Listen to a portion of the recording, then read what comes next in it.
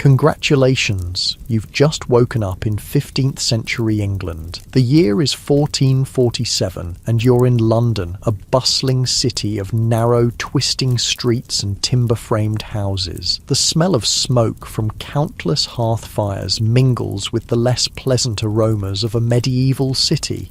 Animal waste, rotting garbage, and the Thames River, which serves as both water source and sewer. But you have bigger concerns right now.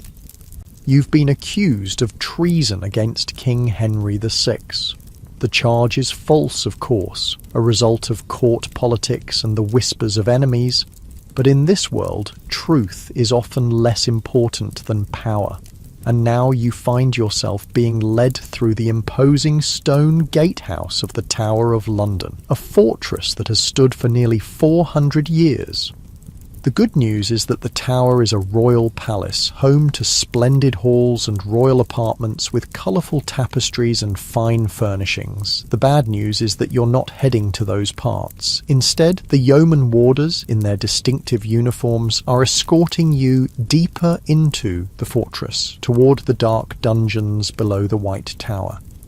These yeoman warders, the guards of the tower, aren't just any soldiers. They're specially selected veterans with years of loyal service to the crown. In your time, they'd be something like elite security guards with a perfect service record. Their job isn't just to keep you in, it's to make sure everything that happens within these walls stays within these walls. As you descend worn stone steps into the dungeon level, the air grows noticeably colder and damper. The walls glisten with moisture, and your torch casts jumping shadows across the rough stone. The passage narrows, and you have to duck your head to avoid striking it on the low ceiling. The smell changes too. A musty mix of mould, human waste, and something else. Something metallic and sickly sweet that makes your stomach clench. You're brought to a heavy wooden door reinforced with iron bands. One of the warders produces a large key, and with a screech of metal, the door swings open. The chamber beyond is surprisingly large but windowless, lit only by a few sputtering torches in wall sconces. The dancing light reveals a room that seems designed to inspire dread. This is the torture chamber of the Tower of London, and it's been in operation since the reign of King Edward the Fun in the late 13th century. It's not just any torture chamber, it's the place where the most sophisticated methods of pain and coercion in England are practiced. The man who oversees this chamber has been granted the title of the Duke of Exeter's daughter, a darkly humorous nickname for the rack, which was introduced to England by the Duke of Exeter in 1420. In the centre of the room stands that very device, the rack. It's a rectangular wooden frame with rollers at both ends. Ropes attached to these rollers connect to manacles meant for wrists and ankles. By turning the rollers with levers, the victim's body can be stretched, dislocating joints and tearing muscles. It's a device designed specifically to cause excruciating pain without immediately killing its victim. Along the walls are other instruments, thumb screws which crush the fingers, the scavenger's daughter which compresses the body instead of stretching it, manacles for suspending prisoners by their wrists, and an assortment of irons, pliers and knives whose purposes you'd rather not contemplate. The chamber is designed to work on your mind before it works on your body. The mere sight of these instruments is meant to break your will and convince you to confess before the physical torture even begins. This psychological manipulation has a name, territio realis, and it's a calculated part of the torture process. Two men await you in the chamber. One is Sir John Paulet, the lieutenant of the Tower, responsible for high-profile prisoners. The other is a broad-shouldered man with thick forearms and calloused hands. This is Master Edward Dalton, the King's official torturer, a position that has existed since the time of King John in the early 13th century. Contrary to what you might expect, Dalton isn't a savage brute who enjoys inflicting pain. He's a professional with a specific job: to extract confessions and information. He follows procedures and rules laid down by centuries of practice. Torture in medieval England isn't arbitrary cruelty. It's a regulated process within the justice system. "Do you know why you're here?" Sir John asks, his voice surprisingly gentle. Before you can answer, he continues, "You stand accused of conspiring against His Majesty King Henry. The penalty for treason is death, but a confession now might spare you the worst of what awaits." You protest your innocence, but Sir John merely sighs. "They all say that at first," he says. "Master Dalton, show our guest what awaits those who refuse to speak truthfully." The torturer steps forward, his face impassive. "The process begins with questioning," he explains, as if discussing the weather. "If you provide satisfactory answers, there's no need for what comes next." He gestures to the rack. This is where the exam rigorosum occurs, the rigorous examination. First, we will strip you and bind your wrists. Then we will ask our questions again. If you still refuse to cooperate, we begin with the lesser tortures. Dalton picks up a thumbscrew, a simple device consisting of metal bars with a screw mechanism. "This," he says, "compresses the thumb or fingers until the bones crack. Most speak before it comes to that."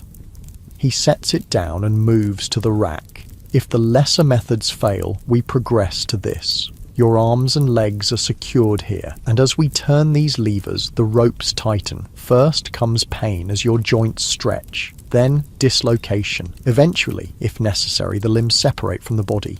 Few endure past the first dislocation." His clinical description is almost worse than a threat. This isn't personal for him, it's just his job, performed with the detached efficiency of any skilled craftsman.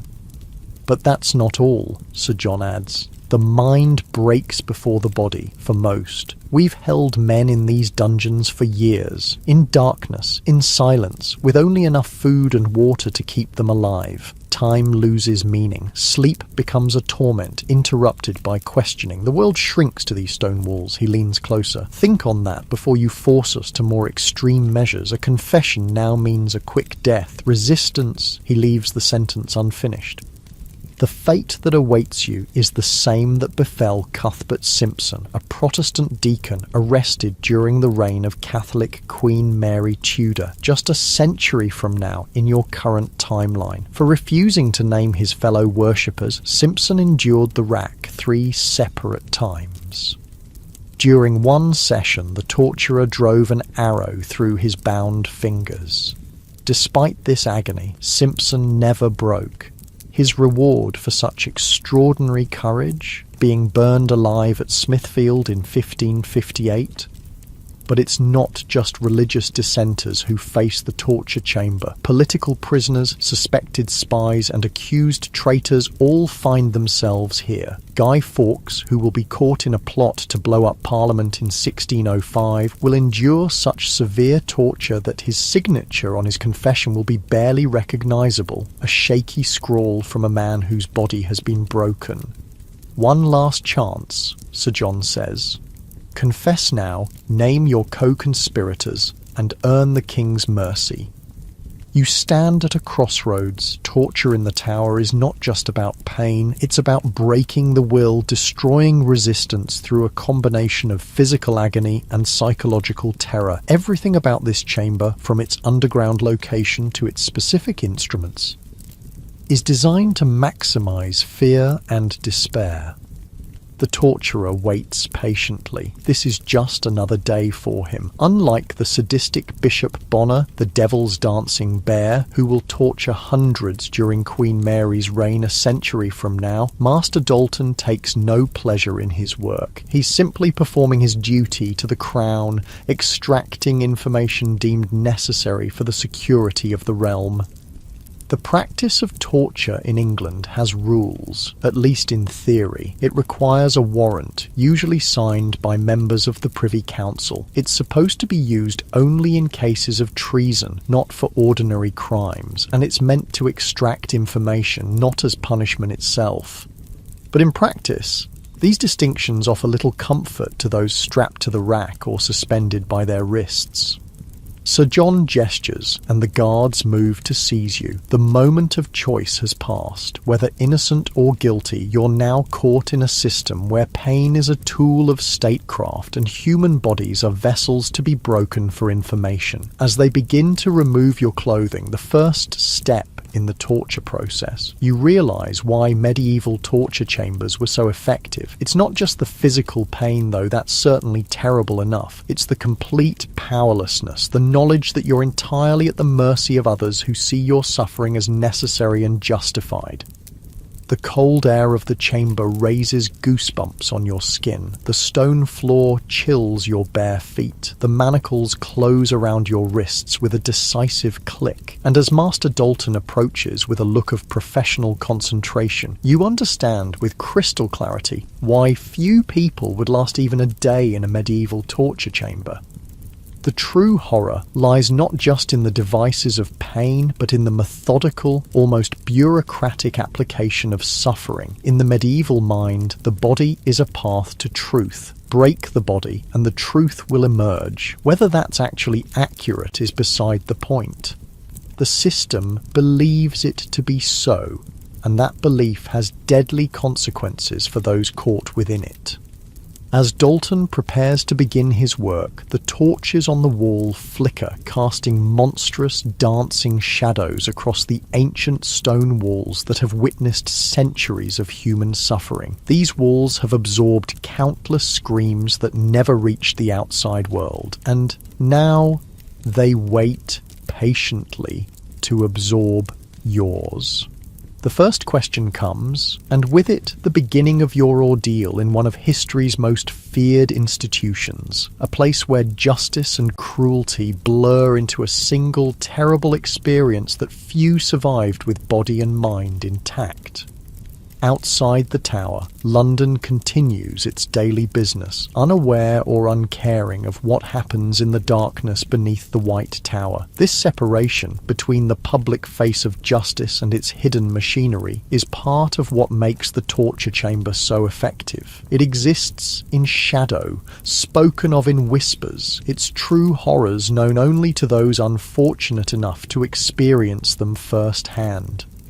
As the first device is prepared, you understand why medieval torture was so feared and why its legacy continues to haunt our collective imagination centuries later. This is not just about the pain of the body, but the breaking of the human spirit, a methodical dismantling of everything that makes a person whole. And as Dalton's instruments begin their work, the dungeon fills with echoes that join the ghostly chorus of all who came before you in this chamber of sorrows, a chorus that spans centuries and continues long after your own voice falls silent.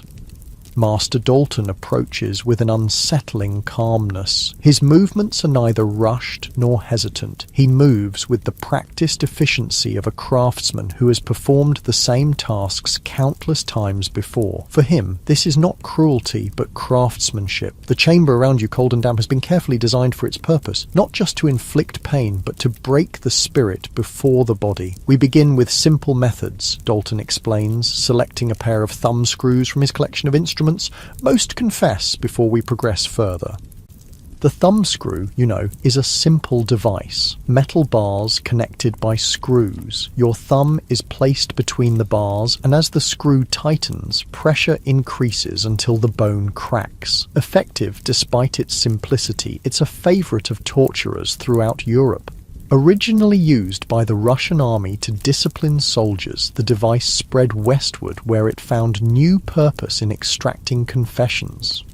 Sir John observes from a corner, his face betraying no emotion. As Lieutenant of the Tower, he has witnessed countless interrogations. For him, this is statecraft, necessary unpleasantness in service to the crown. "Tell us of your conspirators," he says. "Who plotted with you against His Majesty?" You protest your innocence again, knowing it's futile. In this system, accusation itself is nearly proof of guilt. The question isn't whether you'll confess, but how much pain you'll endure before doing so. Dalton doesn't immediately apply the thumbscrew. Instead, he places it on a small brazier. Cold metal is uncomfortable, he explains. Heated metal is unbearable. This attention to detail reveals the sophisticated understanding of pain that medieval torturers possessed. They knew that anticipation amplifies suffering. Every moment you watch the metal redden in the coals is a moment of mounting terror. The chamber itself aids in this psychological torment. Windowless and underground, it exists outside normal time. There is no day or night here, only the eternal flickering of torches. The walls are thick enough that no scream penetrates to the outside world. You are utterly removed from society, in a place where normal rules no longer apply. While we wait, Dalton continues, perhaps you'd like to see what awaits should you remain stubborn. He gestures to another device, the strappado. It consists of a simple rope and pulley system attached to the ceiling. The victim's hands are tied behind their back and connected to the rope. Then they're hoisted upward, dislocating the shoulders. Sometimes weights are added to the feet for additional agony. The beauty of this method, Dalton explains with professional pride, is its simplicity. We need not even touch you. Your own body weight does our work for us. The torturer's matter-of-fact explanations are part of the process. By describing what will happen, he plants vivid images in your mind. Your imagination becomes his accomplice, multiplying your fear. In the shadowy corner stands a third device, the scavenger's daughter. Unlike the rack, which stretches the body, this fiendish contraption compresses it. The victim is forced into a crouching position, then metal bands are tightened until movement becomes impossible. As pressure increases, breathing grows difficult. Eventually, blood vessels rupture, and blood emerges from the nose, ears, and fingernails. An English invention, Sir John notes with an unsettling hint of pride. Designed by Sir Leonard Skeffington during the reign of Henry VIII. You notice something important about these instruments. They're designed to cause maximum pain without causing death. A dead prisoner tells no secrets. The medieval torturer walks a fine line, applying enough agony to break resistance without ending life prematurely. By now, the thumbscrew is heated to a dull red glow. Dalton removes it from the brazier with tongs and approaches you. The guards hold your arms firmly. The moment has arrived. One more chance, Sir John offers. Speak now, and this can end. But what could you confess to? The charges are false. Yet as the hot metal nears your hand, truth and falsehood lose meaning. The only reality is the imminent pain and the desperate desire to avoid it. This is the dark genius of torture. It makes truth irrelevant. Under sufficient pain, the innocent confess to imaginary crimes and the guilty implicate innocent others. The system creates its own reality, manufactured through suffering. Too long without an answer, Dalton sighs. We begin. The heated device closes around your thumb. Initially, there's just pressure, uncomfortable but bearable. Then Dalton turns the screw a quarter rotation. The pressure increases sharply. Another turn. Now pain flares, bright and urgent. Your breath comes in gasps. Another turn. The bone creaks audibly. Sweat breaks out across your body. Another turn. You cry out, unable to contain it. The sound echoes off stone walls that have absorbed countless screams before yours. The names, Sir John demands, his voice cutting through your pain. Who conspired with you?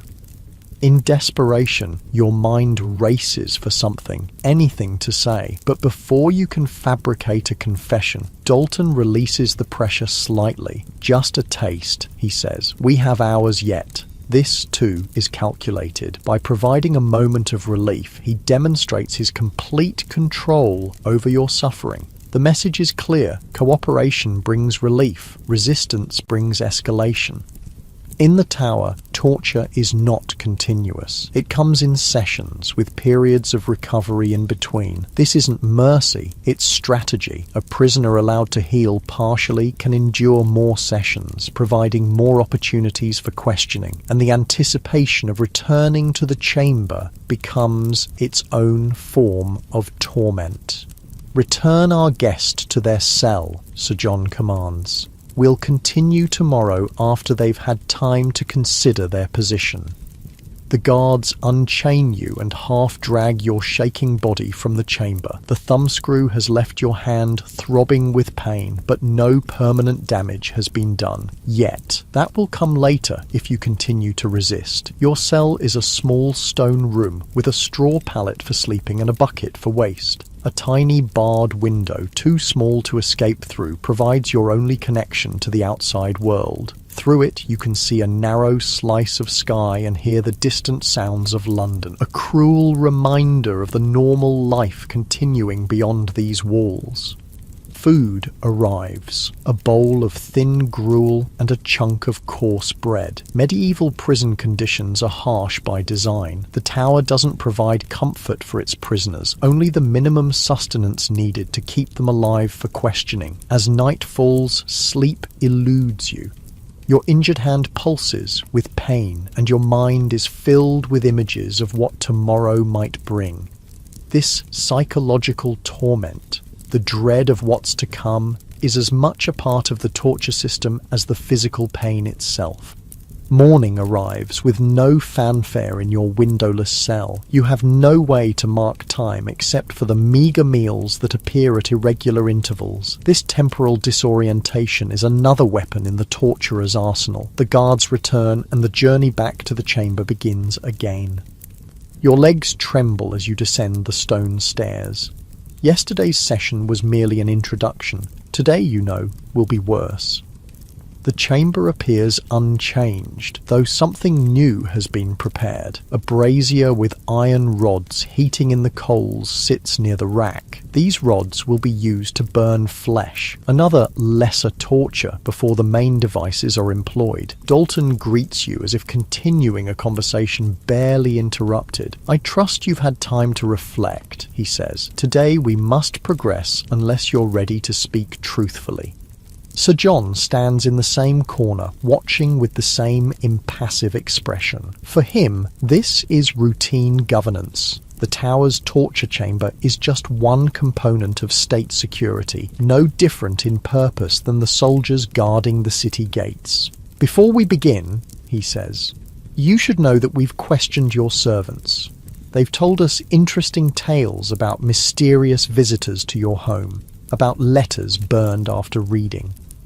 This is another tactic, suggesting that evidence already exists, that denial is futile. Whether your servants have actually said anything is irrelevant. The suggestion alone plants doubt and fear. Today's session begins with the strappado. Your wrists are bound behind your back and connected to the rope. Slowly, the guards hoist you upward until your toes barely touch the ground. The pressure on your shoulders is immediate and intense. Then, with a nod from Dalton, they pull harder, lifting you completely off the floor. The pain is different from the thumb screw, less focused but more overwhelming. Your entire upper body becomes a center of agony as your shoulders strain against their natural range of motion. Breathing becomes difficult as your chest muscles stretch. "The names," Sir John repeats. "Give us the names and this ends."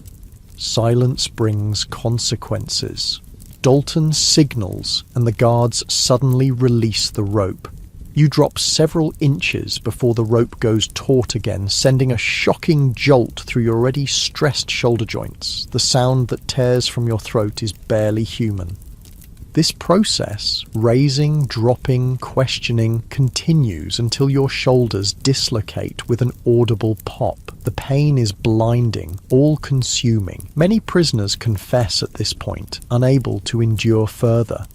But what happens to those who don't? History provides disturbing answers. Cuthbert Simpson, whose story you recalled earlier, endured the rack 3 times without surrendering names. Anne Askew, arrested for distributing Protestant texts during Henry VIII's reign, was so severely racked that she had to be carried to her execution on a chair, unable to walk. Both chose agony over betrayal. Could you show such extraordinary courage? Would principles or loyalty mean enough to endure such suffering? These questions have haunted torture chambers throughout history. After the strappado, you're lowered to the floor, shoulders dislocated and useless. The pain makes coherent thought nearly impossible, yet still the questioning continues. This can end, Sir John reminds you. Just tell us what we need to know. In this moment of extremity, the temptation to invent a confession is nearly overwhelming. Many did exactly that, crafting elaborate falsehoods to escape further torture. Yet such respite was often temporary. False confessions led to contradictions, which led to renewed questioning and more torture. The medieval justice system created a nightmarish logic trap. Innocent or guilty, once in the torture chamber, escape became nearly impossible. Confession brought execution for imaginary crimes. Resistance brought more torture until confession eventually followed. Realizing you remain silent despite your agony, Dalton prepares for the next phase. The rack awaits, the most feared device in the chamber. Known colloquially as the Duke of Exeter's daughter, it was introduced to England in 1420 specifically for interrogating political prisoners. Its purpose is simple and terrible: to stretch the human body beyond its limits. We've had men confess merely upon seeing this device, Dalton tells you. Others have endured it for hours before speaking. The choice is yours. The guards drag your limp form to the wooden frame. Despite your dislocated shoulders, they secure your wrists to one roller and your ankles to another. Even this positioning causes excruciating pain as your damaged joints are manipulated. Once more, Sir John says, the names of your fellow conspirators. The moment stretches. Every instinct screams to confess, to say anything that might end this nightmare. But what names could you give? Random acquaintances? Friends? Family? Such a confession would condemn innocent others to this same chamber. Your silence is met with a nod from Sir John. Dalton turns the lever one notch. The mechanism clicks. The ropes tighten. Your already damaged body stretches slightly, sending fresh waves of agony through your dislocated shoulders. Another turn of the lever. The ratchet clicks again. The sound echoes in the chamber, a small noise that signals immense suffering. Your body stretches further. Joints already dislocated are pulled wider apart. Muscles tear. Ligaments strain. The human body has natural limits. On the rack, these limits are deliberately exceeded. Each click of the ratchet takes you further into territory the body is not designed to endure. This is the moment where many broke. The combination of present agony and the certainty of worse to come overwhelmed even the strongest resolve. Faced with the rack, people confess to impossible crimes, consorting with devils, flying through the air, changing into animals. Under such pain, fantasy and reality blur beyond recognition. Listen carefully, Sir John says, his voice penetrating the haze of your suffering. Bishop Bonner arrives tomorrow. He has special methods for stubborn cases like yours. The name sends a chill through you despite your pain. Bishop Edmund Bonner, the Devil's Dancing Bear, is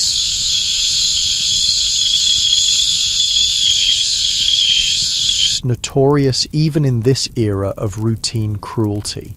Under Queen Mary the Firm, he will torture hundreds of Protestants with sadistic creativity. Unlike the professional Dalton, Bonner takes personal pleasure in breaking his victims. One night to decide, Sir John continues. Confession tomorrow or Bishop Bonner's attentions. Consider carefully. The session ends. You're released from the rack, your body now a landscape of injury. The guards return you to your cell, where you collapse onto the straw pallet. Every movement an exercise in agony. Night falls again.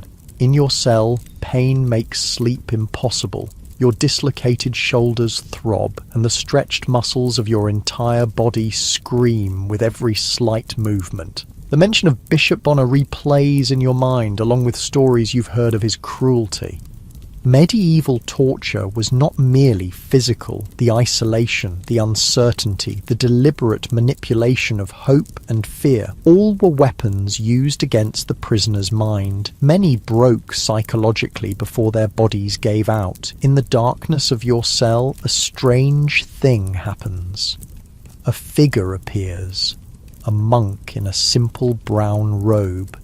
He offers water, then gently helps you sit up despite your injuries. "I am Brother Thomas," he says softly. "I serve as physician to the tower's prisoners."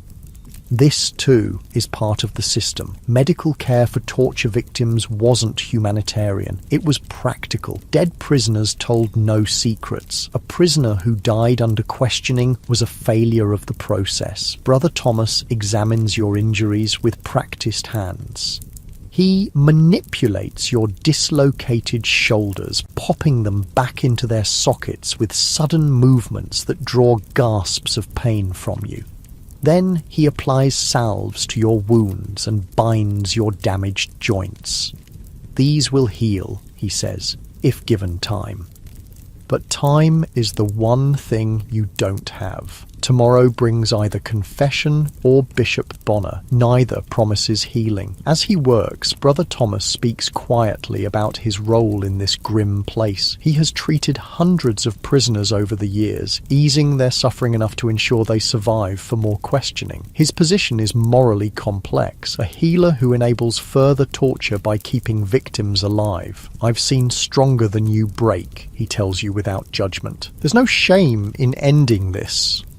Is he offering compassionate advice or serving as another tool of coercion? In the torture chamber, even kindness becomes suspect. Every interaction is potentially manipulation designed to wear down resistance. Before leaving, Brother Thomas offers one last piece of information, whether as warning or mercy is unclear. Bishop Bonner brings his own devices, he says, things even Master Dalton considers excessive. His favourite is the burning chair, an iron seat heated from below while the victim is questioned. With these chilling words, he departs, leaving you alone with your pain and the terrible choice that awaits in the morning. Dawn comes too quickly. The cell door opens and the guards appear. But instead of taking you directly to the chamber, they bring you to a small room where water for washing and fresh clothing wait. Sir John wishes you presented properly to the bishop, one explains. This unexpected courtesy is more frightening than immediate return to the chamber. It suggests something ceremonial about the coming encounter, something worthy of preparation. Cleaned and dressed, you're led not to the underground chamber, but to a larger room on the ground floor of the White Tower. Windows here admit actual daylight, your first glimpse of the sun since entering the tower. The room contains a large table surrounded by chairs. It looks almost like a council chamber rather than a torture room. But the illusion of civility is shattered by what stands in the corner, an iron chair with straps for arms and legs positioned over a compartment clearly designed to hold hot coals. 3 men await. Sir John you recognise. Beside him stands a heavy-set man in bishop's robes, Edmund Bonner himself, his fleshy face set in an expression of amused contempt. The third man is a royal clerk, quill and parchment ready to record whatever transpires. "Our guest arrives," Bonner says, his voice surprisingly soft for a man of his reputation. "I've heard much about your stubborn character."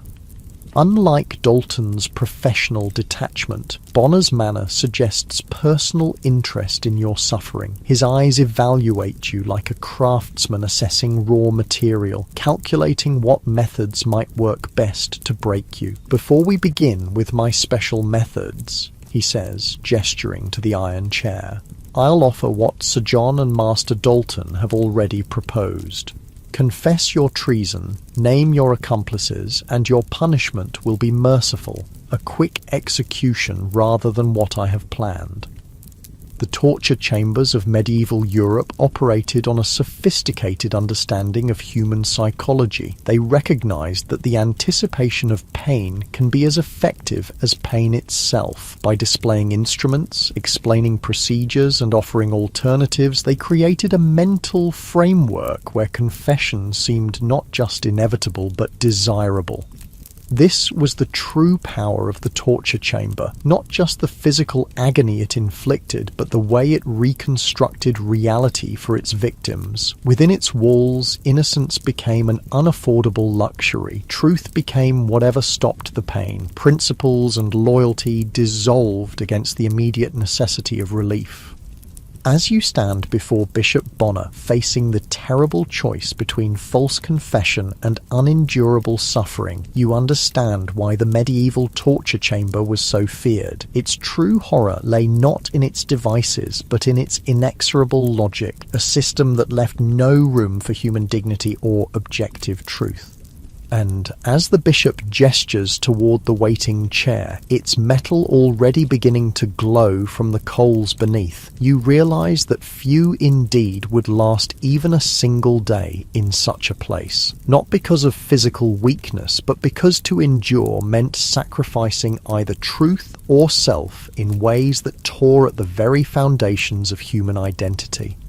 The iron chair awaits, its surface radiating heat you can feel from several paces away. The decision that faces you, confession or resistance, is one that countless prisoners confronted throughout the medieval period. Some chose truth and suffered accordingly. Others chose relief and carried the moral burden of false confession and the betrayal of innocence. There are no simple heroes or villains in this darkest corner of medieval justice. Only human beings caught in a system that stripped away everything except the capacity for pain and the desperate desire to escape it. Bishop Bonner circles you like a predator assessing its prey. Unlike Master Dalton, whose actions were clinical and detached, Bonner radiates a disturbing enthusiasm for what's to come. His fleshy fingers tap impatiently against his robes as he waits for your decision. "I grow weary of waiting," Bonner says finally. "Perhaps a small demonstration will help clarify your position." He nods to a guard who brings forward a metal implement from the brazier, a branding iron in the shape of a heretic's fork. The device is simple but effective, a two-pronged fork designed to be placed under the chin, with the other end against the chest. It prevents the victim from lowering their head, forcing them to maintain an exhausting upright position. "This is merely a taste," Bonner explains. "In Spain, they have perfected methods that make our English techniques seem quite merciful by comparison." The Spanish Inquisition, represents the most systematic application of torture in medieval Europe. Established in 1478, it operates with terrifying efficiency. While Bishop Bonner might take sadistic pleasure in breaking individuals, the Spanish Inquisitors have developed torture into an administrative process, complete with scribes, protocols, and careful record-keeping. The mention of Spain diverts Bonner into what seems almost like a scholarly discourse. Despite his fearsome reputation, he is also a man of learning, educated at Oxford. This strange combination, the scholar and the torturer, is not uncommon in medieval Europe, where intellectual sophistication and extreme cruelty often coexist. The Spanish method begins with what they call the question, Bonner explains, warming to his subject. The accused is first shown the torture chamber and its devices. Many confess merely at this sight. Those who don't are stripped naked. The vulnerability of nudity being itself a form of torment. As he speaks, the guards begin preparing the iron chair, adding more coals to the compartment beneath. The metal glows an ominous dull red. The heat radiating from it is palpable, even from where you stand.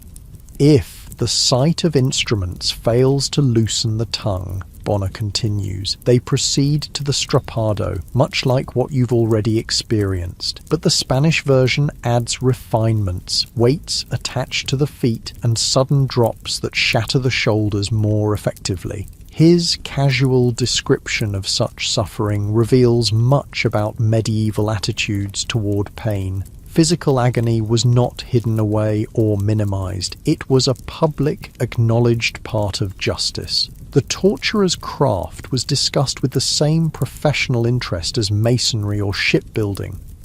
Their water torture is particularly effective, Bonner adds with disturbing admiration. The victim is bound to an inclined rack. Head lowered, a cloth is placed over the mouth and nose, and water is slowly poured onto it. The sensation is of drowning, though no actual harm occurs. Most break quickly under this method. What Bonner is describing, what we now call waterboarding, would continue as a torture technique for centuries to come. The persistence of such methods across time reveals something unsettling about human nature and the willingness to inflict suffering in the name of security, justice, or truth. Enough talk, Sir John interrupts, clearly less enthralled by the academic discussion of torture techniques. Will you confess your treason now, or must we proceed? You look from Bonner to the glowing chair and back again. The question hanging in the air is not just about your guilt or innocence. It's about what kind of person you are. Will you sacrifice truth to escape pain? Will you implicate innocent others to save yourself? These moral calculations faced countless prisoners throughout the medieval period. Outside the tower's thick walls, London carries on oblivious to your plight. Markets bustle, apprentices learn trades, children play in narrow streets. The normality of life continues in parallel with the chamber's horrors. This separation between the public world and the hidden machinery of power is crucial to understanding medieval torture. Society functions because most people never see what happens in these shadowy rooms. I am innocent, you say again, voice cracking with fear, despite your resolve. I have committed no treason. Bonner sighs, as if disappointed by your lack of cooperation. Very well, he says. The chair awaits. The guards move to seize you, but before they can reach you, the door to the chamber opens. A messenger enters and whispers urgently to Sir John, whose expression changes from irritation to concern. Prepare the prisoner for transport, he orders suddenly. We depart for Hampton Court immediately. The king wishes to question this one personally. This unexpected development saves you from Bonner's immediate attentions, though whether it represents rescue or merely a change of venue for your suffering remains unclear. What is clear is Bonner's frustration at being denied his entertainment. Another time, perhaps, he says, his gaze promising future pain. You're escorted from the chamber, not back to your cell, but to the tower's courtyard, where a covered wagon waits. The journey to Hampton Court Palace will take several hours. A reprieve of sorts, though the ultimate destination may hold its own terrors. As the wagon rumbles through London's streets, you glimpse ordinary life through the canvas covering. Merchants shouting their wares, children running between carts, women carrying baskets of produce. This world seems impossibly distant now, separated from you by more than physical space. The experience of the torture chamber creates a chasm between its victims and normal society. The road leads southwest along the Thames through villages and fields. Inside the wagon, guards watch you impassively. Your injuries from previous torture sessions throb with each bump and jolt of the journey. The dislocated shoulders that Brother Thomas reset ache constantly, and your fingers remain swollen from the thumb screws. This physical suffering was a common experience for medieval prisoners. Medical care existed primarily to keep them alive for further questioning, not to ease their pain. Records from the period speak of prisoners whose bodies bore permanent marks of their ordeal, twisted limbs, missing fingers, scarred flesh. Those who survived torture often carried its evidence for life. As the wagon travels, you drift in and out of consciousness, exhaustion finally overcoming pain. Dreams and reality blur together. Dalton's impassive face, Bonner's eager eyes, the mechanical click of the rack's ratchet. This psychological aftermath, the way torture inscribes itself on the mind, was as much a part of the process as physical pain. Hours later, you're jolted awake as the wagon stops. The canvas cover is pulled back, revealing Hampton Court Palace, a magnificent red brick complex begun by Cardinal Wolsey and expanded by King Henry VIII. In another century, it will become one of the most splendid royal residences in England. Now, in 1447, it is still primarily Wolsey's creation. Guards escort you into the palace through corridors decorated with tapestries and illuminated by ornate candle holders. The contrast with the tower's grim dungeons couldn't be more stark. Here, wealth and power display themselves openly in polished wood and gleaming metal. You're brought to a small but comfortable chamber. Not a cell, but a proper room with a bed, chair and window overlooking the palace gardens. A servant brings water for washing and clean clothing. After days in the tower's squalor, these simple comforts seem almost unreal. A physician arrives to examine your injuries. Unlike Brother Thomas's rough ministrations, this man's care is gentle and thorough. He applies salves, binds wounds, and provides a tincture for pain. His manner suggests you're now a guest rather than a prisoner. "The king will see you tomorrow," he explains. He wishes you well enough to speak clearly. This dramatic change in circumstances from torture chamber to royal audience would be disorienting for anyone. But in medieval justice, such reversals were not uncommon. Favour and disfavour could shift suddenly, depending on court politics or royal whim. Left alone in the chamber, you finally sleep properly for the first time since your arrest. When morning comes, you're provided with breakfast, not prison gruel, but bread, cheese and ale. The servant who brings it offers no explanation for your changed status. Guards arrive mid-morning to escort you to the king's presence. Though no longer rough in their handling, they remain vigilant. You're led through more splendid corridors to a private audience chamber where King Henry VI awaits. Henry is not what you might expect. Just 26 years old, he has already ruled for 25 years, having become king as an infant. Thin and scholarly, he lacks the forceful presence of his warrior father, Henry V. Instead, he radiates a gentle, almost ethereal quality that some call saintliness and others weakness. The king sits in a carved chair beside a window. No courtiers are present. This is a private audience. He gestures for you to approach and studies your face with curious intensity. "You are accused of plotting against our person," he says finally, his voice soft but clear. "Yet, we find no conviction in the accusations. Tell us truthfully. Have you conspired against your king?" There's something about his direct gaze that compels honesty. You repeat your innocence, explaining how political rivals might have manufactured the charges against you. Henry listens attentively, nodding occasionally. When you finish, he remains silent for several moments, his expression thoughtful. "We have seen too much cruelty done in our name," he says finally. "The tower's methods trouble our conscience, though our advisors insist on their necessity." This admission offers a glimpse into the complex moral universe of medieval kingship. Even rulers who authorized torture could experience doubt about its righteousness. Henry VI, with his religious temperament, found the harsher aspects of governance particularly difficult.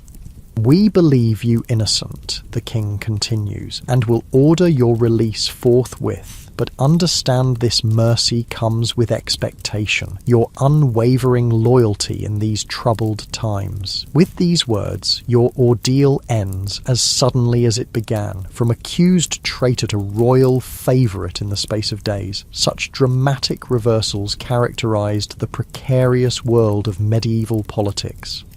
As you leave the king's presence, still processing this unexpected reprieve, a courtier explains the true reason for your salvation. Your main accuser has himself been exposed as a traitor, confessing under torture to fabricating evidence against numerous innocent parties, including you. The irony is bitter. The same torture system that nearly destroyed you has ultimately saved you, but only after subjecting you to undeserved suffering.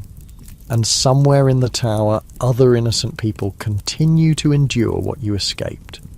This pattern repeats throughout medieval history. Torture produces both false confessions and occasional truths in proportions impossible to determine. The system perpetuates itself through this ambiguity. Each genuine conspiracy uncovered justifies countless unjust accusations. Your release comes with restoration of property and position. Within days, you're back in London society as if nothing had happened, but everything has changed. Your body bears the marks of the tower's attentions. More significantly, your mind carries memories that separate you from those who have never experienced the chamber's horrors. This psychological distance, the gulf between those who have endured torture and those who haven't, persists across centuries. From medieval chambers to modern sites of detention, the experience of systematic pain creates a kind of knowledge that cannot be shared through words alone. Some survivors of medieval torture turned to religion for solace. Others sought revenge against their tormentors.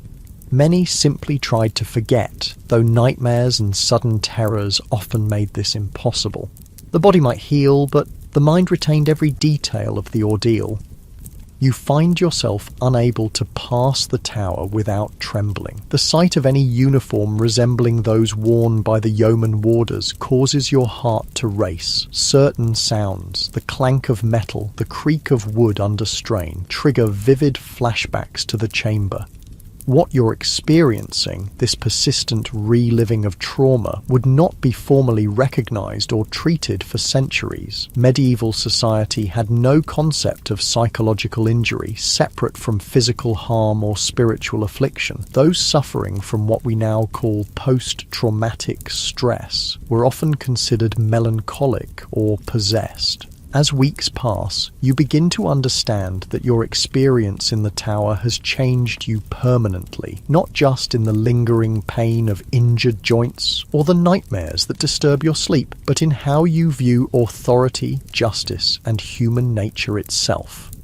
This transformation from innocent civilian to torture survivor repeated itself countless times throughout the medieval period. In England alone, hundreds passed through the tower's chambers under the Tudors. In Spain, the Inquisition processed thousands. Across Europe, local authorities employed torture as a standard investigative tool for serious crimes.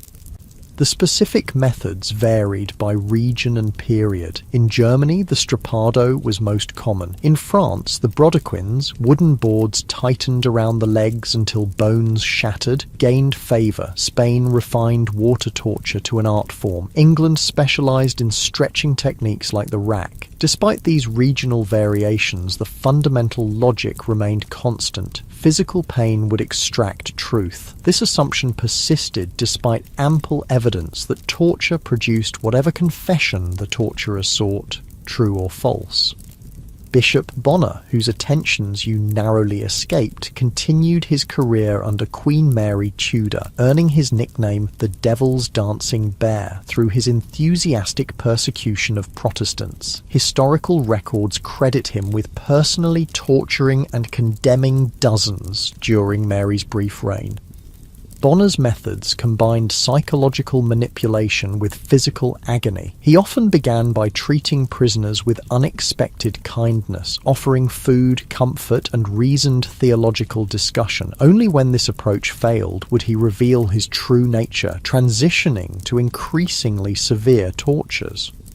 This good cop, bad cop routine, centuries before the term existed, proved remarkably effective. The contrast between initial kindness and subsequent cruelty disoriented victims, making resistance more difficult. Many broke under this psychological whiplash even before serious physical torture began. Bonner's career illustrates how torture in medieval Europe wasn't simply about inflicting pain, it was a sophisticated system combining psychological manipulation, social isolation, sensory deprivation, and physical suffering, all aimed at breaking the individual's will. The medieval torture chamber thus represents not just cruelty but a developed understanding of human psychology. Its practitioners knew that fear often exceeds pain in effectiveness. They recognized that anticipation multiplies suffering. They understood how to leverage social isolation and sensory manipulation to weaken resistance. This sophisticated psychological dimension separates medieval European torture from simpler punitive violence in other historical contexts. The chamber wasn't just a place where pain was inflicted, it was a carefully designed environment where every element, from architecture to procedures, served the goal of breaking human resistance. As you rebuild your life after the tower, you discover that society offers little sympathy for torture survivors. Those who haven't experienced it cannot comprehend it. Those who approve of the system see no reason to question its effects. Those who might sympathize fear association with someone once accused of treason, even if later exonerated.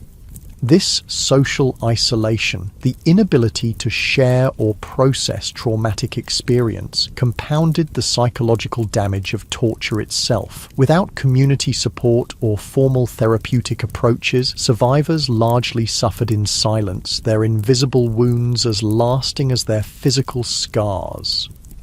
Months after your release, you encounter a former tower guard in a London tavern. He doesn't recognize you.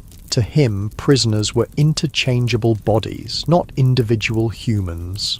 You watch him drink and laugh, apparently unburdened by his participation in systematic cruelty. This, too, is part of how torture persisted in medieval society. Those who administered it compartmentalized their actions, separating professional duty from moral responsibility. Few torturers considered themselves evil. Most viewed their work as necessary service to crown and country. The experience of narrowly escaping Bishop Bonner's attentions follows you through life. Dreams of the iron chair, heated to glowing, recur for years. The smell of hot metal triggers immediate panic. Certain rooms, particularly stone chambers with low ceilings, become impossible to enter. These reactions, which we now recognize as symptoms of trauma, had no name in medieval England. They were simply the expected aftermath of the tower's attentions, the invisible price paid by those who survived its chambers. Your story, from false accusation through torture to unexpected reprieve, captures elements common to many who experienced medieval justice. The arbitrariness, the physical suffering, the psychological manipulation, and the permanent aftermath compose a pattern repeated throughout the period.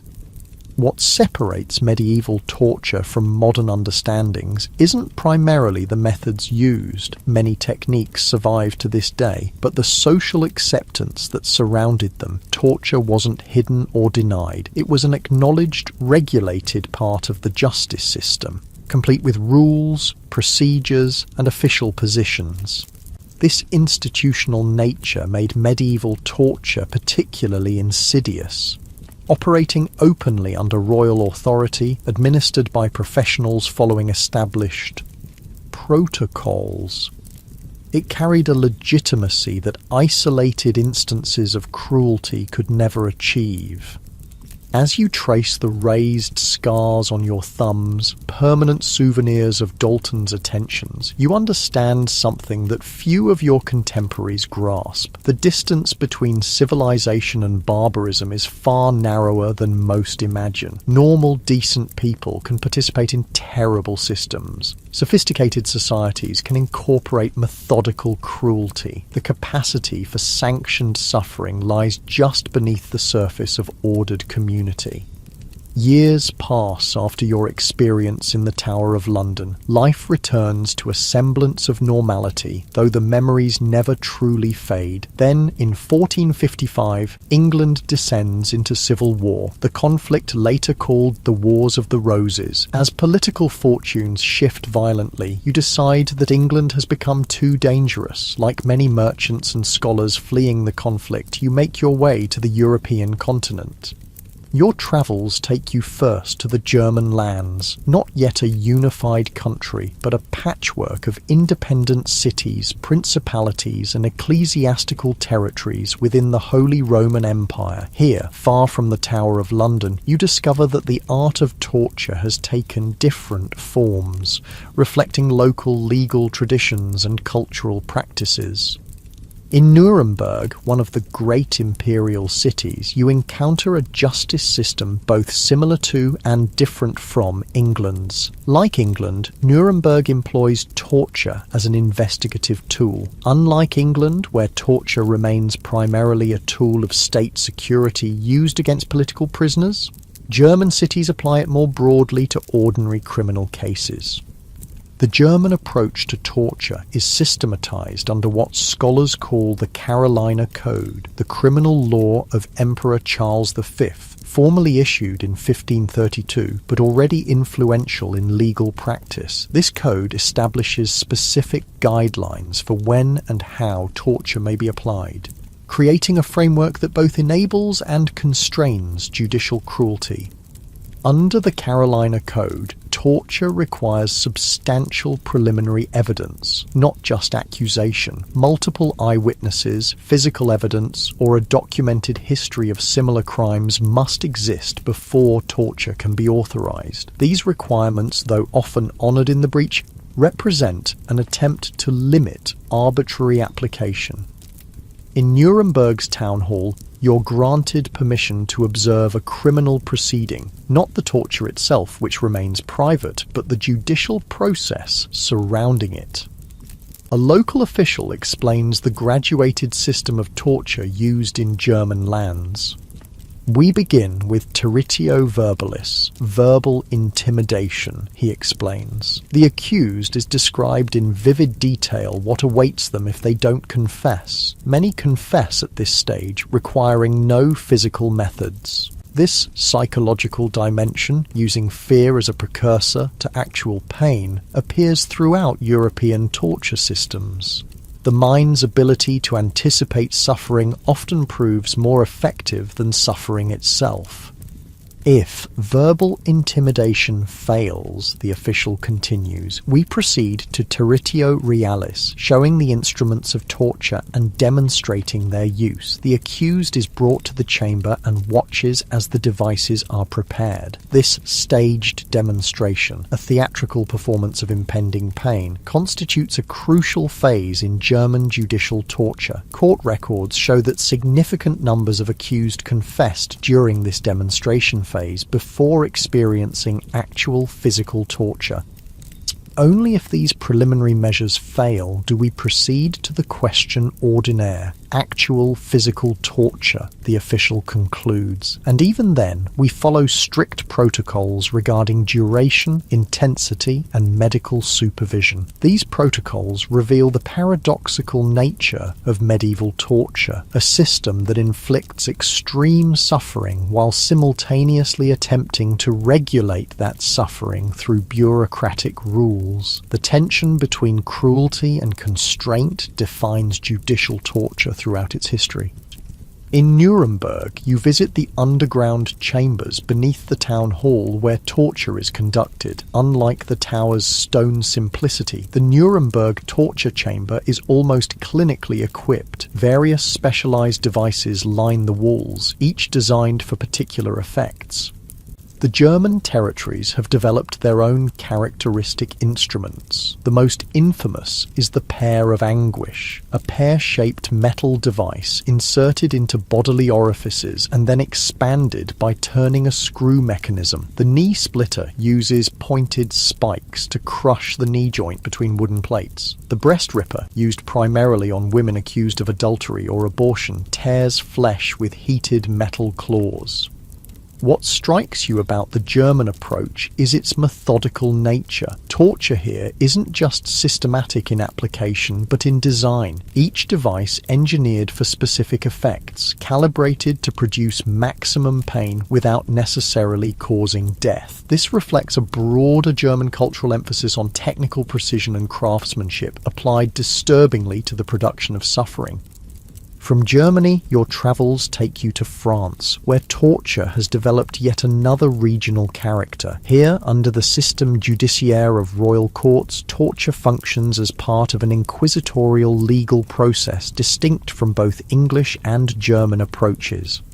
In Paris, you learn about the brodequins, wooden boards placed around the legs and tightened with cords until bones shatter. You hear of the estrapade, the French version of the strappado, with national refinements including weights attached to the victim's feet and periodic dousing with cold water to maintain consciousness during extended sessions. The French have systematized torture differently than their German neighbors. Where German practice emphasizes graduated intensity, French procedures focus on duration and repetition. Extended questioning over multiple sessions, with carefully limited physical pain in each, characterizes the French approach. A French legal scholar explains the rationale. Constant moderate pain with little hope of relief breaks resistance more effectively than brief extreme agony. The mind surrenders when it recognizes that suffering will continue indefinitely. This insight that hopelessness often proves more devastating than pain itself informs the French torture system. By carefully managing physical suffering to permit extended application, French authorities create a psychological environment where resistance seems futile. Your European travels give you perspective on how torture varies by region while maintaining certain constants. Everywhere, it serves both punitive and investigative functions. Everywhere, it combines physical and psychological elements. Everywhere, it operates within a framework of rules and procedures that create an illusion of judicial propriety. Most significantly, everywhere torture exists, it creates the same fundamental problem, the impossibility of distinguishing true confessions from false ones. Whether in England, Germany, France, or elsewhere, torture produces the information the torturers seek, whether that information corresponds to reality or not. This inherent unreliability raises an important question. If torture so frequently produces false confessions, why did medieval European societies continue to employ it? The answer reveals much about medieval conceptions of truth, body, and pain. Medieval legal theory held that physical suffering had a special relationship to truth. Pain was believed to strip away deception, reaching a person's authentic core. This belief stemmed partly from religious concepts, particularly the idea that suffering purifies the soul, and partly from practical observation of how people under torture eventually say whatever will make the pain stop. This theological dimension of torture appears most clearly in the practices of the Spanish Inquisition, which you learn about through travelers' accounts. Established in 1478, the Inquisition employs torture as a means of purification, not just information extraction. Pain becomes a pathway to spiritual cleansing, with confession representing not just admission of guilt, but the first step toward redemption. What makes the Inquisition particularly effective isn't necessarily greater cruelty in methods. They use largely the same techniques as secular courts, but rather the comprehensive nature of their approach. Combining spiritual authority with judicial power, they leverage both physical fear and fear for one's immortal soul. An Italian merchant who survived inquisitorial questioning describes the psychological tactics. They speak first of God's mercy, then of your crimes against him. They offer spiritual counsel before showing instruments of pain. This mingling of pastoral care and threat confuses the mind until one no longer knows if they seek to save your soul or destroy your body.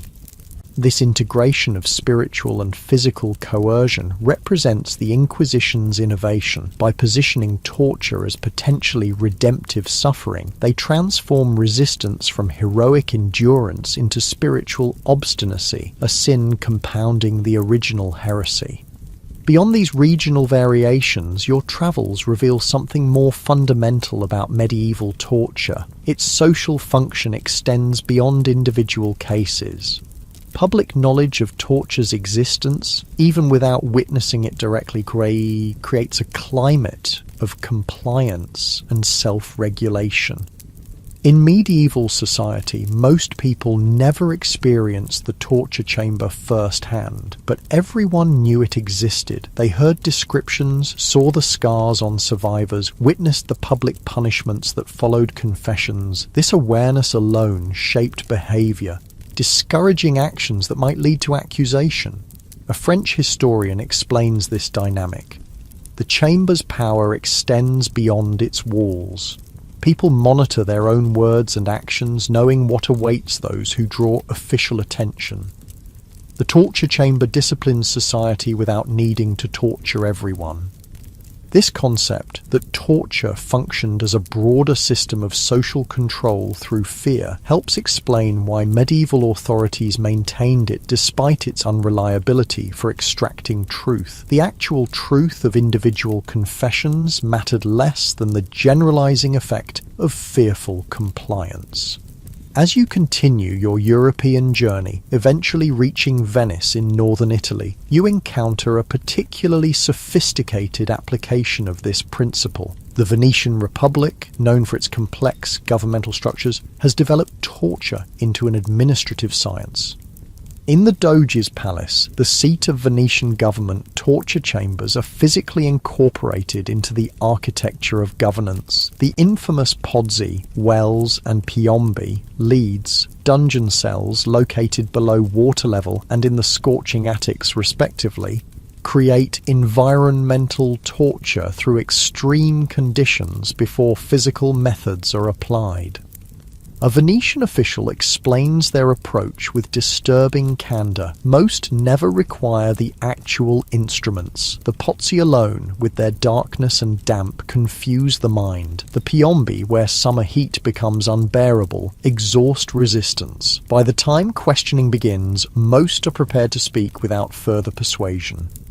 This environment-based approach, using architecture itself as a torture device, represents a refinement beyond direct physical methods. By creating conditions that deteriorate mental state and physical health over time, Venetian authorities achieve compliance without the messiness of extreme bodily damage.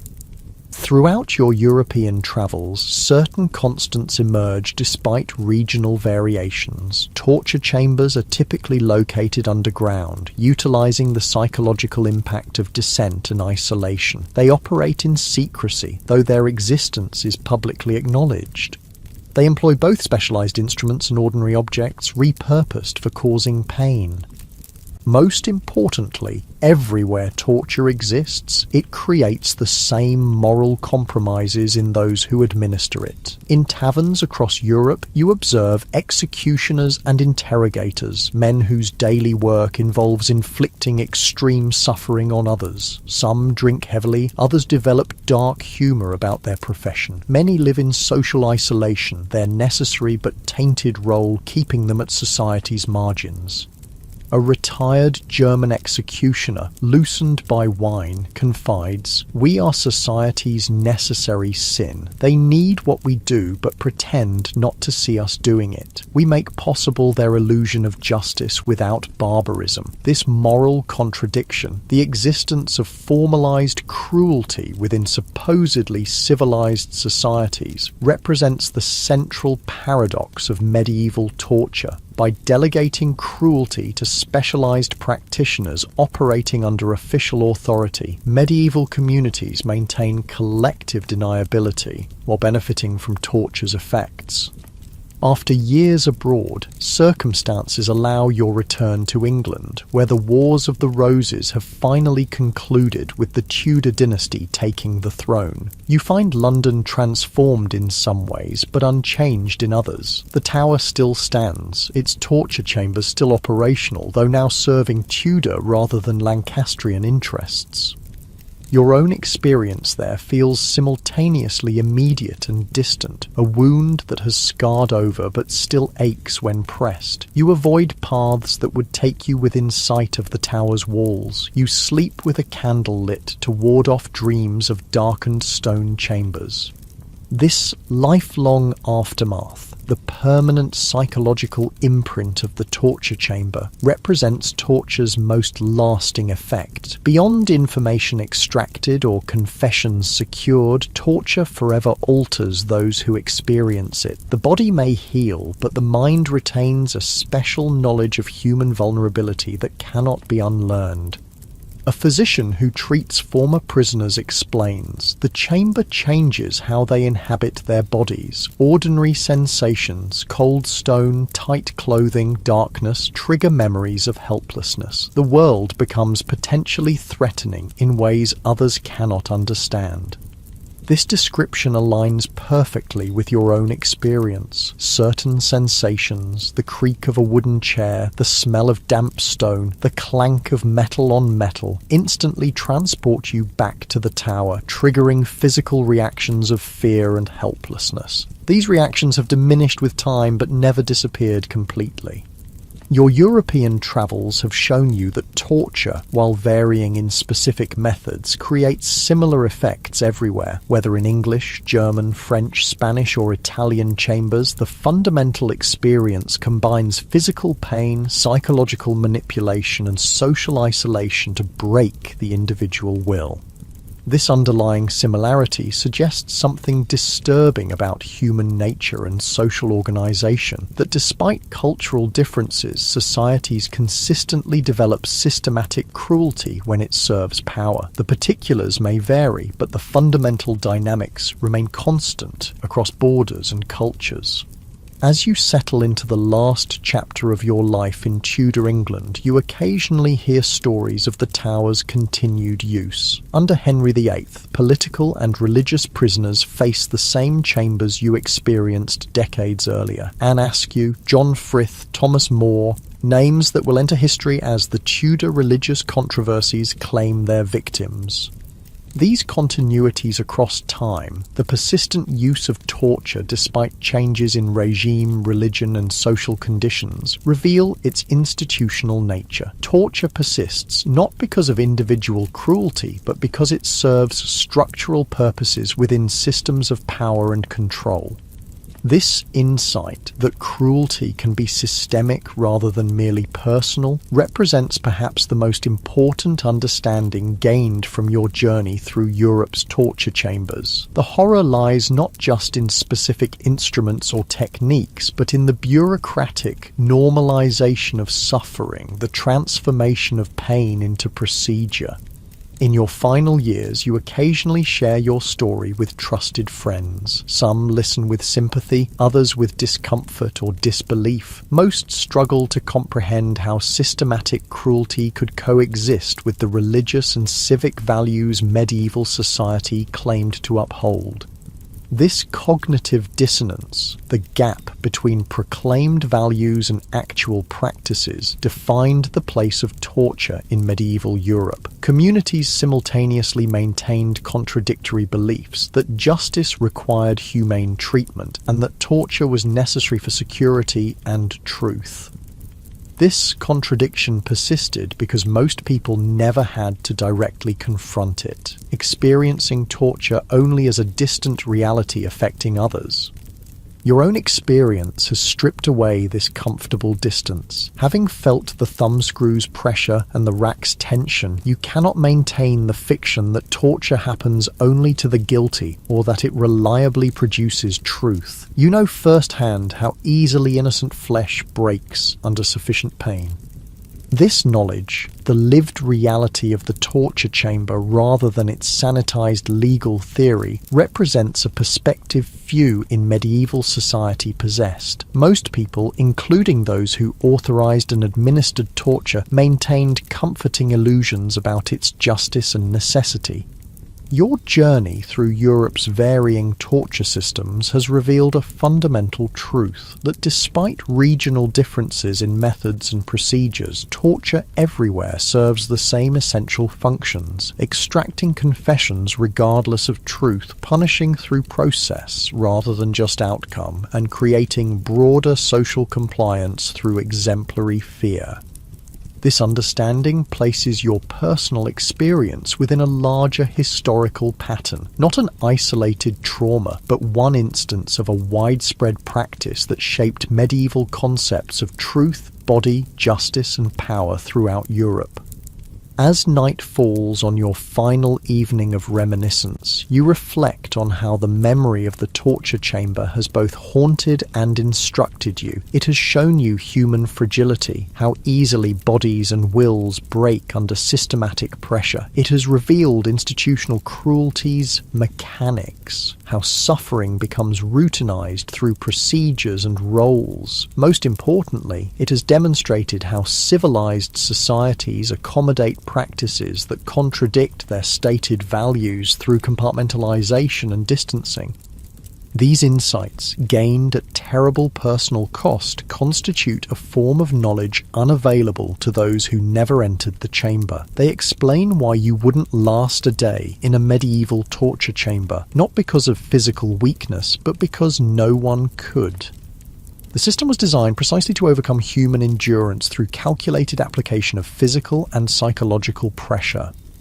The true horror of medieval torture lies not in the extremity of any single method, but in the systematic application of psychology, technology, and social authority to break human resistance. Against this combined force, individual will, no matter how strong, ultimately proves insufficient. As your life draws to its natural close in Tudor England, you've witnessed the transition from medieval to early modern society. Having survived the Tower's chambers and travelled throughout Europe's varying systems of judicial torture, you possess a perspective few others share. A lived understanding of how physical suffering became institutionalized within systems of justice. Now, in your final days, you find yourself reflecting on what this dark knowledge means. Your grandchildren sit at your bedside, eager for stories of your merchant adventures across Europe. But there are some stories you never share with them. The memories of the Tower's dungeons, the sight of Bonner's heated implements, the sounds that echo still in your dreams. Grandfather, your eldest grandchild asks one evening, "Is it true that criminals are tortured in the Tower? My friend said his father told him terrible things happen there." The question catches you off guard.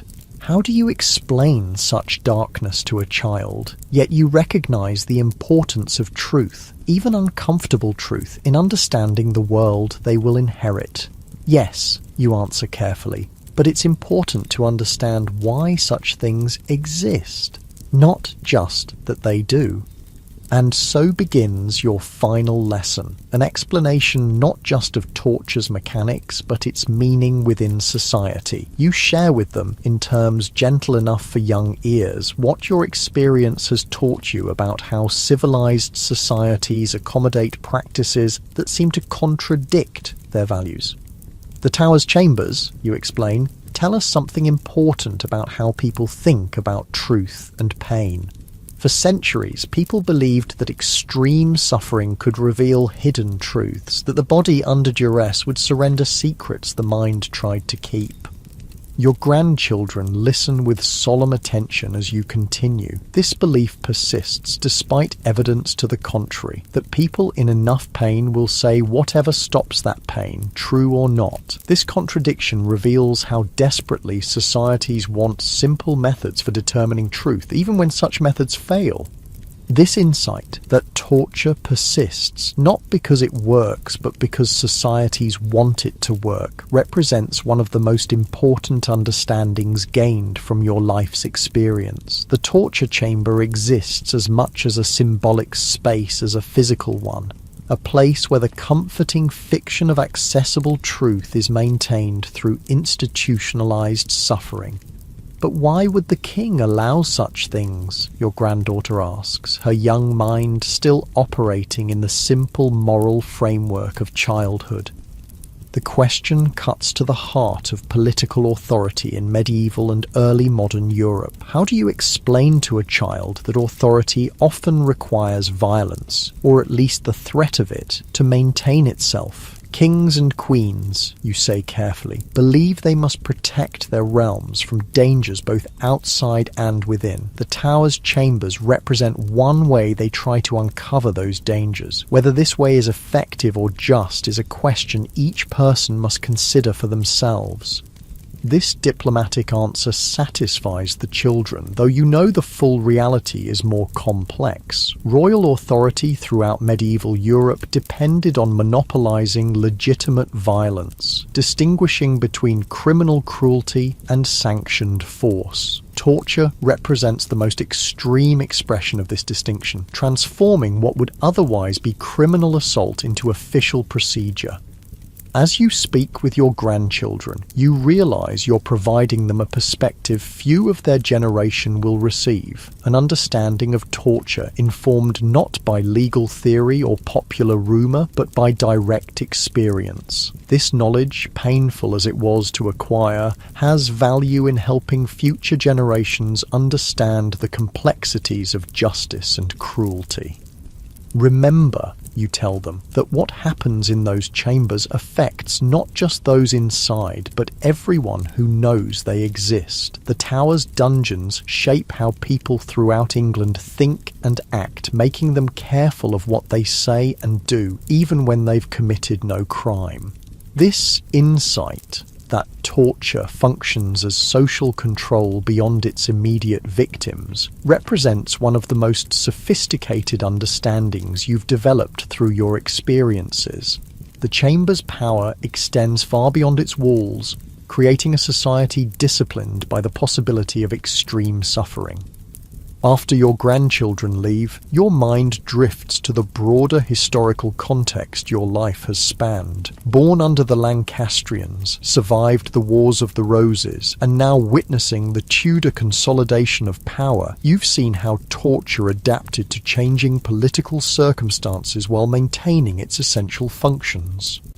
Under Henry VIII, the tower's chambers have found new purpose in religious persecution rather than just political security. Anne Askew, whose story you've heard, endured the rack so severely that her shoulders and hips dislocated, rendering her unable to walk to her own execution.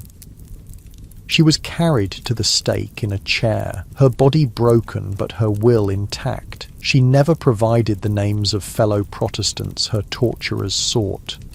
Stories like Askew's demonstrate an important truth about torture that contradicts its theoretical justification. Those with strongest principles often resist longest, while the innocent or peripherally involved break quickly. This paradox that torture is least effective against exactly the dedicated conspirators it supposedly targets represents one of the system's fundamental contradictions. In your dreams that night, you find yourself back in the tower's underground chamber, but this time you're not the prisoner, but an observer watching the procession of history's victims, from forgotten medieval peasants to famous Tudor nobility, each enduring the same fundamental experience despite different historical circumstances. This dream vision continues across centuries you will never see. You witness torture's gradual evolution and eventual official abandonment. You see the growing legal restrictions in the 17th century as judges increasingly question torture's reliability and morality. You watch as public opinion slowly shifts, with Enlightenment thinkers like Voltaire and Beccaria condemning torture as both ineffective and immoral. By the late 18th century, most European states have officially abolished judicial torture. Prussia abandons it in 1740, France in 1780, and other nations follow. Yet even in your dream vision, you notice how abolition on paper doesn't always mean elimination in practice. Unofficial torture continues in many places, hidden from public view but serving the same fundamental purposes. The vision carries you further still to archaeological discoveries centuries after your time. You watch as modern researchers uncover physical evidence of medieval torture chambers, the iron fittings where racks were anchored, the drainage channels for water torture, the hook points for strappado ropes. These material remains provide tangible connection between past and future, confirming what written records sometimes obscure. In Oxford, archaeologists find a medieval prison with specialized restraint mechanisms. In German castle dungeons, they discover implements preserved by dry conditions. In Spanish administrative buildings, they unearth the chambers where the Inquisition conducted its questioning. These discoveries reveal the physical infrastructure that supported judicial torture, the technological aspects often overlooked in historical accounts focused on legal theory. Modern scientists in your vision study the physical effects of historical torture methods. They confirm what you learned through experience, that techniques like the strappado indeed dislocate shoulders when applied as described in medieval manuals, that the rack does separate joints when operated according to historical accounts, that water torture does create the sensation of drowning without necessarily causing death. These scientific confirmations validate the historical record that future generations might otherwise dismiss as exaggeration. They provide material evidence for experiences that many would prefer to consider impossible, that human ingenuity has indeed been applied systematically to causing maximal pain without death. Most importantly, your dream vision shows you how future generations will understand medieval torture in psychological terms unavailable in your time. Concepts like trauma, post-traumatic stress, and psychological torture become recognized as equally significant as physical methods. The effects you experienced but couldn't name, the flashbacks, the nightmares, the triggered responses to certain stimuli, gain scientific recognition and explanation. This psychological understanding represents perhaps the most important evolution in how torture is conceptualized. Where medieval theory focused almost exclusively on the body as the site of truth extraction, future generations recognize the mind as equally, if not more significant, both in terms of torture's methods and its lasting effects. You awaken from this strange, prophetic dream with a sense of historical perspective impossible in waking life. Your individual experience, terrible as it was, forms one thread in a tapestry spanning centuries, from ancient practices through medieval refinement to eventual official rejection, but continued clandestine use. This historical perspective offers cold comfort but important context. The suffering you endured wasn't senseless or isolated, but part of long-standing institutional practices that would eventually face questioning and reform. This doesn't minimize individual pain, but places it within broader patterns of social evolution. The next morning, still contemplating your dream vision, you decide to record your experiences and reflections, not for immediate publication, but for future generations who might benefit from first-hand testimony, using paper that has become more affordable under the Tudors. You begin writing your account of the tower's chambers and your subsequent European observations. This act of documentation itself represents an important historical process. Most torture victims throughout medieval history left no records of their experiences. Their suffering is known only through official documents created by the very authorities who authorized their torment. These bureaucratic records, torture warrants, interrogation transcripts, confessions, tell partial stories at best, omitting the lived reality of the chamber. Your account, combining personal experience with comparative observations across Europe, offers something rare in historical records, a victim's perspective on institutionalized suffering. Though you have no way of knowing whether your writings will survive for future readers, the act of creating them feels important, a testimony against forgetting. As your quill scratches across the paper, you consider what final wisdom you might offer, what central understanding your journey through Europe's torture chambers has provided. After much reflection, you settle on this: torture reveals more about the societies that institutionalize it than about the individuals who endure it.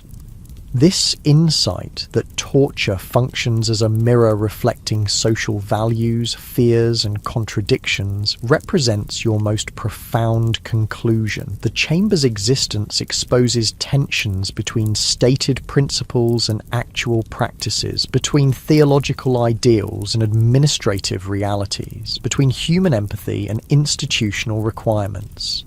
In medieval Christian Europe, a religion centered on a tortured savior simultaneously condemned cruelty and authorized systematic suffering. Societies that celebrated mercy in their literature and art maintained chambers specifically designed to maximize pain. Legal systems, ostensibly pursuing truth, employed methods that reliably produced falsehood under duress. These contradictions reveal medieval torture not as an aberration, but as a manifestation of fundamental social tensions between mercy and security, between individual rights and collective protection, between bodily integrity and state authority. The chamber exists where these tensions converge, a physical space where abstract contradictions become concrete practices. Your final reflections touch on why medieval torture eventually faced questioning and reform. The change came not primarily from moral evolution, but from practical reconsideration. As judicial systems developed more sophisticated evidence standards, torture's unreliability became increasingly problematic. As political legitimacy began requiring popular consent rather than just fear, openly brutal practices became liability rather than asset.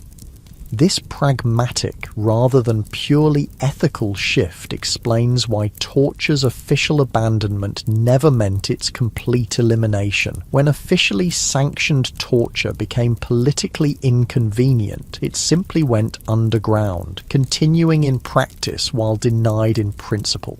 This pattern of official disavowal coupled with unofficial continuation characterized torture's evolution from the Enlightenment forward.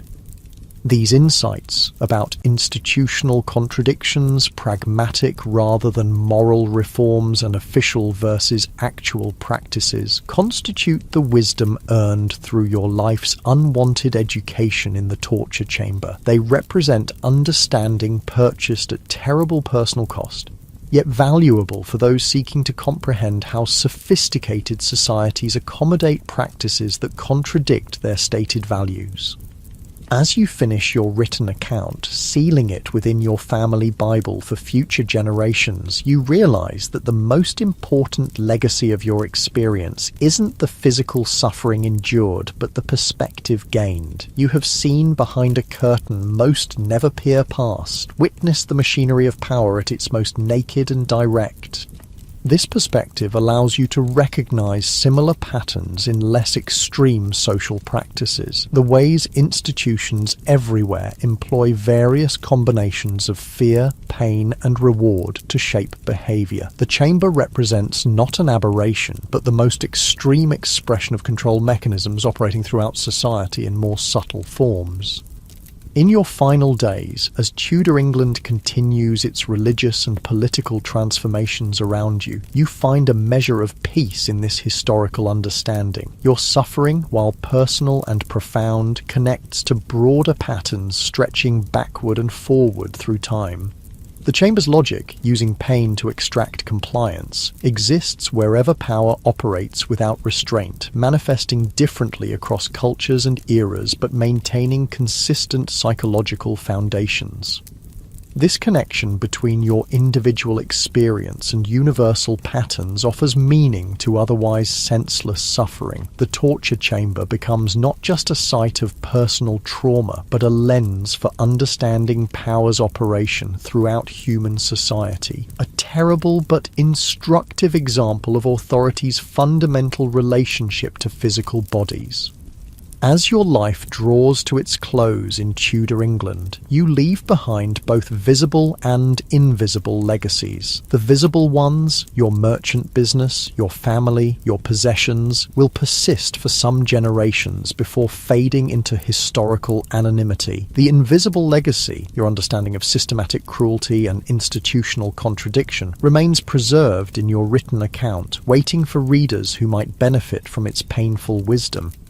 And so your story ends where it began, in England, under a monarchy that still maintains the Tower's chambers, within a society still shaped by the distant threat they represent. Your journey through Europe's varying torture systems has brought you full circle geographically, while transforming you intellectually, providing perspective impossible for those who never experienced the chamber's realities. This perspective, seeing systematic cruelty not as aberration but as institutional practice, recognizing torture's social functions beyond individual cases, understanding official narrative's divergence from lived experience, represents your final contribution to historical knowledge. Though you could not save yourself from the Chamber's attentions, your insights might help future generations recognize and resist similar patterns in their own times. The wisdom earned through suffering becomes your legacy, a testament to how even humanity's darkest practices can yield important understanding when critically examined by those who survive them. The torture chamber, terrible as it was, provided education available nowhere else. Direct confrontation with power's fundamental relationship to pain, fear, and compliance. As night falls on your final evening, your thoughts return to that first descent into the Tower's underground chambers so many years ago. The fear you felt then has transformed into something more complex, a comprehension of why such places exist, how they function beyond their stated purposes, and what they reveal about the societies that maintain them. This comprehension doesn't erase the nightmares or heal the physical scars, but it provides context that makes them bearable, threads connecting individual suffering to collective patterns and historical processes. Your experience in the chamber, while intensely personal, participates in institutional practices spanning centuries and continents.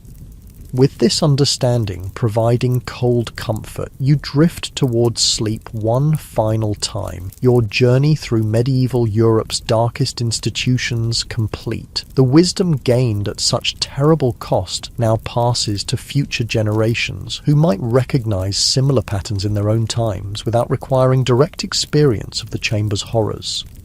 And perhaps that represents the most valuable legacy of all, the possibility that understanding history's darkest practices might help prevent their recurrence or continuation, that by comprehending why medieval torture chambers existed and how they function, future societies might better recognize and resist institutional cruelty in their own eras, whatever forms it might take. This hope that painful knowledge might serve preventive purpose offers meaning to otherwise senseless suffering. The Chamber's legacy becomes not just trauma, but education, not just damage, but insight. Through this transformation of experience into understanding, even history's darkest chapters provide valuable illumination for the future. As your story concludes, this insight remains its final offering, that confronting rather than ignoring humanity's capacity for systematic cruelty provides the best hope for eventually transcending it. The medieval torture chamber, properly understood, becomes not just a site of historical horror, but a lesson in recognizing and resisting similar patterns wherever and whenever they emerge. With this wisdom as your legacy, your journey through medieval Europe's torture chambers concludes, a dark but instructive chapter in the broader human story of justice, power, suffering, and eventual reform. The experience nobody would survive even a day within becomes, through historical perspective, a lens for understanding dynamics that persist long after the chamber's official abandonment. And there, in the space between historical specificity and universal patterns, lies the chamber's most important lesson, that understanding our darkest practices offers the best hope for eventually moving beyond them toward forms of justice that maintain security without requiring systematic suffering to do so.